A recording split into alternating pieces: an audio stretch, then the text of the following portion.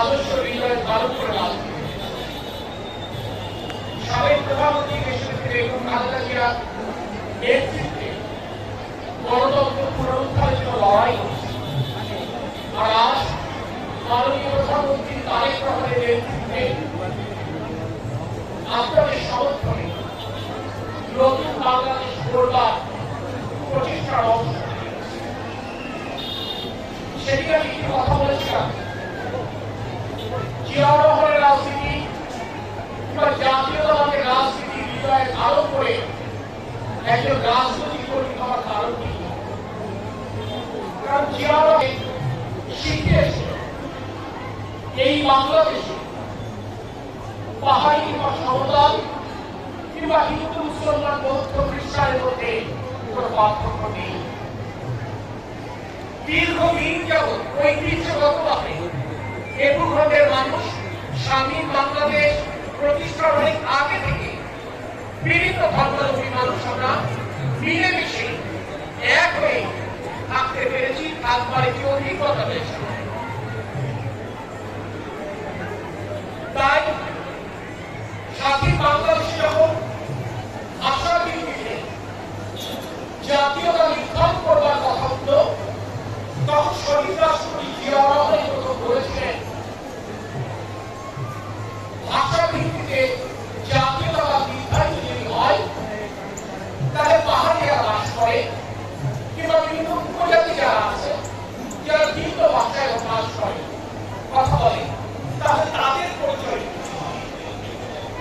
তাহলে এই ভূখণ্ডের যারা মানুষ তাদের একটি পরিচয় হওয়া উচিত, আমরা সকলে বাংলাদেশ। এই কথাটি এই আদর্শটি বাংলাদেশের গ্রামের পরতে পরতে ছড়িয়ে দেওয়ার জন্য একটি রাজনৈতিক দর্শন উপস্থাপন করেছিলেন জাতির সামনে। সে হচ্ছে বাংলাদেশ জাতীয়তাবাদী দলের রাজনীতি।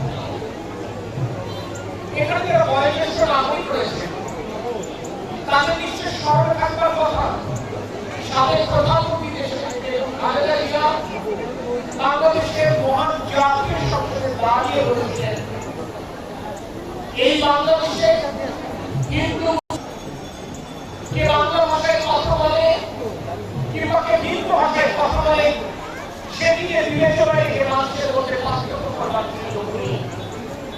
কে আমরা সমতলে বাস করি কিংবা কে পাহাড়ে বাস করি, এই যে বিবেচনায় রেখেও মানুষের মধ্যে কোনো সীমারেখা রাখবার কোনো সুযোগ নেই। ৫৫,৫৯৮ বর্গমাইলে আমরা যারাই বসবাস করি তাদের সঙ্গে একটি পরিচয়, আমরা বাংলাদেশ। এই রাজনীতির দর্শনটি মানুষের মানসিক বিবেচনা করে শেখায়। আমি যেভাবে বিশ্বাস করি ইসলাম ধর্ম, সেখানে বলা হয়েছে হিন্দু ধর্মাবলম্বীদেরকে তাদের মতো করে ধর্মীয় কর্মকাণ্ড পরিচালনা সুযোগ করে।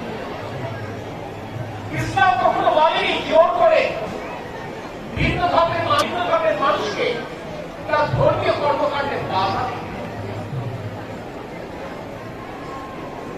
তাই একজন মুসলমান হিসেবে, একজন রাজনৈতিক কর্মী হিসেবে আমরা বড়বাড়ি চেয়েছি যে অসল কথা বাংলাদেশে সকল ধর্মাবলম্বী মানুষ যেন মিলেমিশে শান্তিতে আনন্দে থাকতে পারে।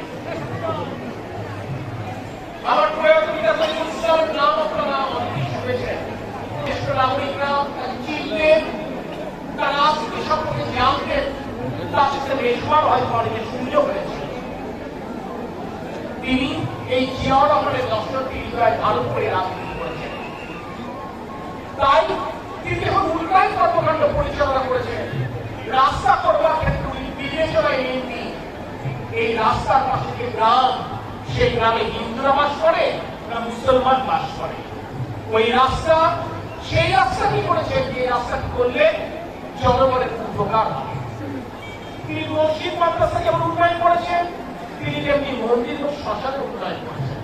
আমি তাই নির্বাচনের পূর্বে যত যে আগায় গেছি, আপনারা যারা আমার সাথে কথা বলেছেন, আমি প্রত্যেককে একটি কথা বলতাম, আমি একদিকে তরিকুল ইসলামের সন্তান, আরেকদিকে আমি জিয়াউর রহমান ও বেগম খালেদা জিয়ার আদর্শকে তারেক রহমানের নেতৃত্বে রাজনীতি।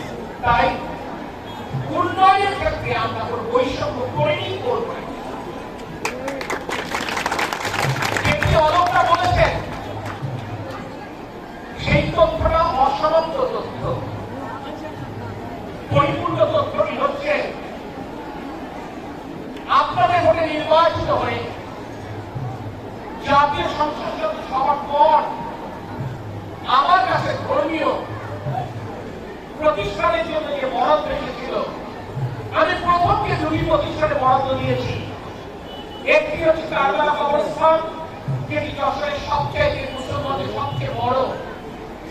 কবরস্থান এবং আরেকটি হচ্ছে নীলগঞ্জ মহাশ্মশান, যেখানে সনাতন ধর্মের শেষকৃত্য অনুষ্ঠিত হয়।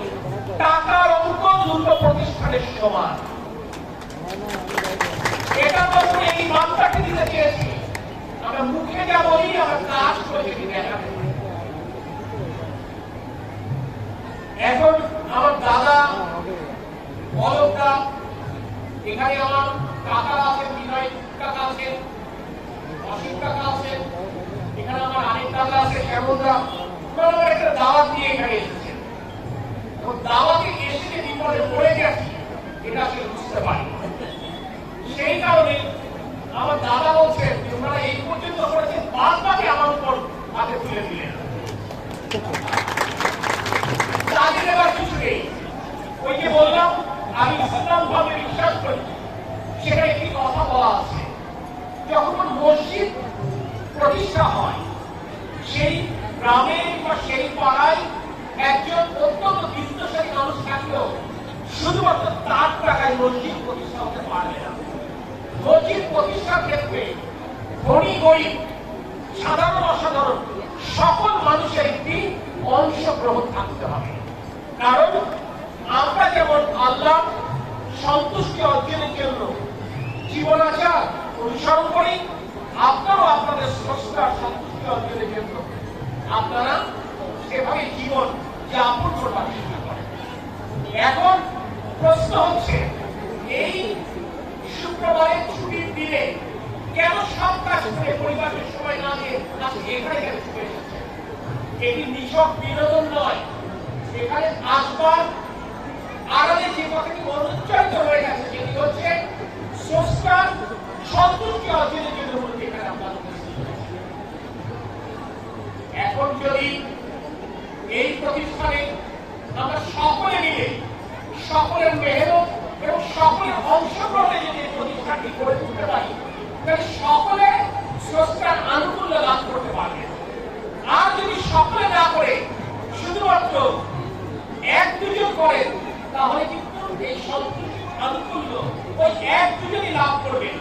পরকালে স্বর্গ লাভ করবার সুযোগ কিংবা সম্ভাবনা শুধু তাদেরই থাকবে, অন্যরা কিন্তু সেই সুযোগ থেকে বঞ্চিত হবে। সেই কারণে বলবো, যার যার সামর্থ্য অনুযায়ী ধর্মীয় প্রতিষ্ঠান করবার ক্ষেত্রে আপনারা অংশ নেবেন। আর জনগণের সরকার যেহেতু বর্তমানে রাষ্ট্র পরিচালনার দায়িত্বে রয়েছেন মাননীয় প্রধানমন্ত্রী তারেক রহমানের নেতৃত্বে, জনগণের সরকার জনগণের যে কোনো শুভ উদ্যোগে, জনগণের যে কোনো প্রতিষ্ঠানে অংশগ্রহণ করতে অতীতেও পিছপা হয়নি। যেটি আমার প্রয়াত পিতা শরীফুল ইসলাম জিয়াউর রহমান রাষ্ট্রপতি থাকাকালীন এবং বেগম খালেদা জিয়া প্রধানমন্ত্রী থাকাকালীন দেখিয়েছেন। আমি